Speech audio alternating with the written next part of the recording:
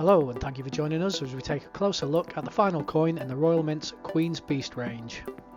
For more information, please view our product page or click the link in the notes below. This 1 kg completer coin is struck in 0.9999 fine, 24 karat gold, and is one of only 17 coins issued. With such a low mintage, very few will ever get the chance to own one of these, so here's a video of the one we received this morning.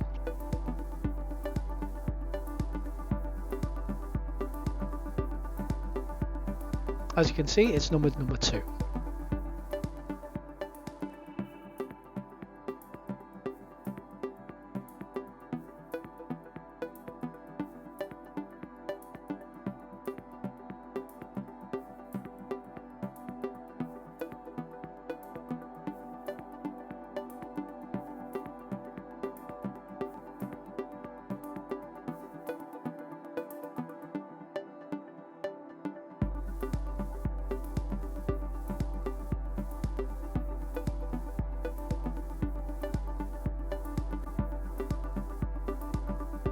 Thank you for watching. If you enjoyed this video, be sure to like it and follow us on Twitter, Instagram, Facebook, and subscribe to our YouTube channel and keep up to date with our new releases and more precious metal content.